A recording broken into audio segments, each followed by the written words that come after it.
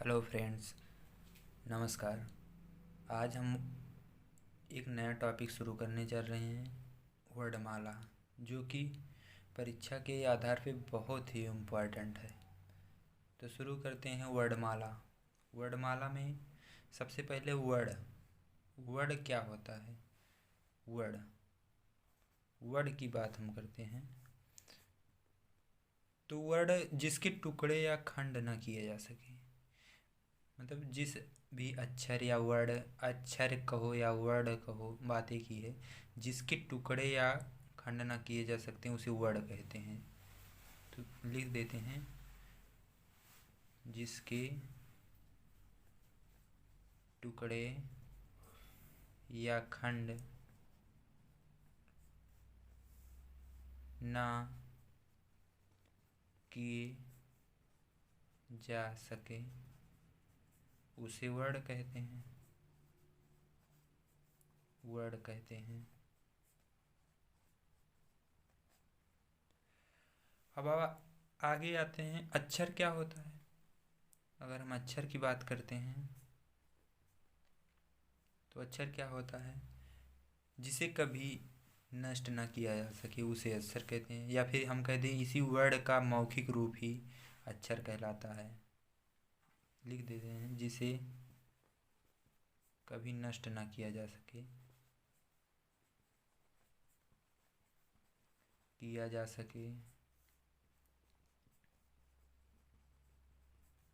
उसे अक्षर कहते हैं।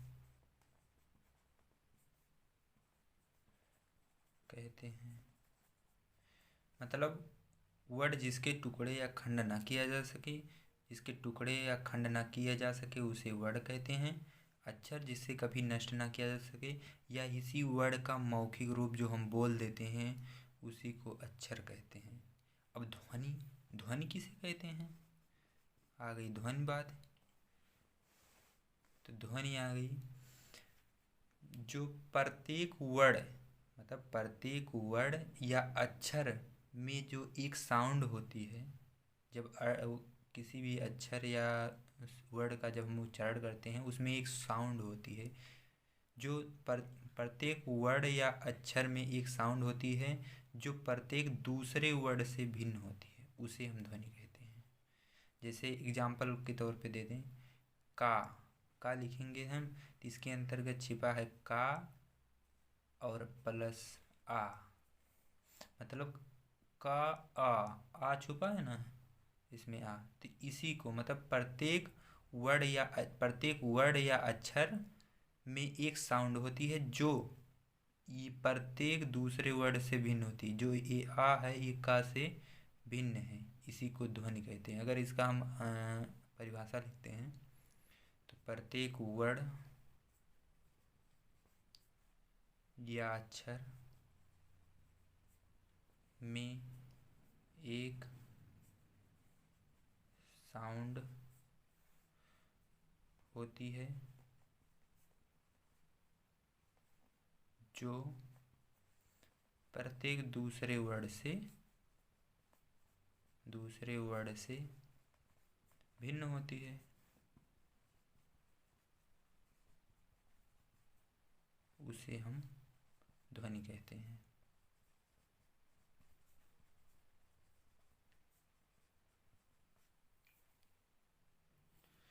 तो हम बात करते हैं इसके बाद कि भाषा या वाक्य की सबसे एग्जाम में क्वेश्चन आता है कि भाषा या वाक्य की सबसे छोटी इकाई क्या होती है। ये बेहद इम्पॉर्टेंट है। यूपीपी या फिर नेकपाल, चाहे जिसमें देखेंगे लगभग किसी न किसी शिफ्ट में ज़रूर पूछ लेता है, भाषा या वाक्य की लघुत्तम या छोटी इकाई क्या होती है, तो उसे हम ध्वनि कहते हैं। ये ध्वनि, अगर ध्वनि ऑप्शन में नहीं है तो उसके बाद वर्ड होगा, वर्ड भी नहीं है तो अक्षर होगा। पहला नंबर ये होगा, दूसरा नंबर ये, तीसरा नंबर ये। अगर पूछ लिया भाषा या वाक्य की सबसे लघुत्तम इकाई, अगर ऑप्शन में ध्वनि है तो ध्वनि लगाएंगे, अगर ध्वनि नहीं है तो वर्ड लगाएंगे, वर्ड नहीं है तो अक्षर लगाएंगे। और ये भी नहीं है तो इसके सीक्वेंस में ऐसे चले जाएंगे, जैसे ये हो गया, ये हो गए, इसके सीक्वेंस में हो जाएगा। शब्दांश हो जाएगा, अगर शब्दांश दिया है ऑप्शन में तो वो लगाएंगे। शब्दांश को ही उपसर्ग कहते हैं यार, या तो शब्दांश न दिया रहेगा तो उपसर्ग दिया रहेगा। अगर ये भी नहीं है तो ऑप्शन में शब्द होना चाहिए। इसका मतलब बढ़ता क्रम, आरोही क्रम है शब्द, उसके बाद आएगा पद, उसके बाद आएगा पद के बाद आएगा पदबंध आएगा, पदबंध, उपवाक्य आएगा, उसके बाद आएगा शीर्षक आएगा, उसके बाद आएगा वाक्य।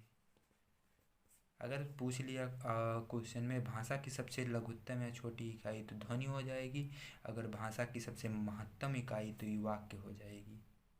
और उसके बाद और भी होता है लेकिन उतना ज़्यादा जरूरी नहीं। अध्याय हो जाएगा, रचना हो जाएगा, पुस्तक हो जाएगा, काव्य ग्रंथ, लास्ट तक ग्रंथ तक जाता है, लेकिन इतने में बहुत है, इतना पूछ लेगा।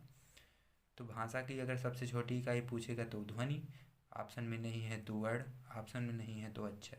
इसको सीक्वेंस में याद कर लें। उसके बाद शब्दांश या उपसर्ग, फिर उसके बाद शब्द आता है, फिर पद आता है, उसके बाद पदबंध आता है, फिर उपवाक्य आता है, फिर शीर्षक आता है, फिर वाक्य आता है। भाषा की ये महत्तम इकाई हो गई, ये सबसे लघुत्तम इकाई हो गई। तो जैसे अगर वर्ड, जैसे वर्ड अभी हम बात किए, अगर वर्ड की हम बात करते हैं, वर्ड अगर कहीं लिखा है का मा ल, का मा अलग अलग लिखा है तो ये वर्ड हो गया। जब इसी को हम मिला देते हैं तो इसे शब्द बोलते हैं। जब हम कमल को मिला देते हैं, इसे कमल, तो इसे शब्द बोलते हैं।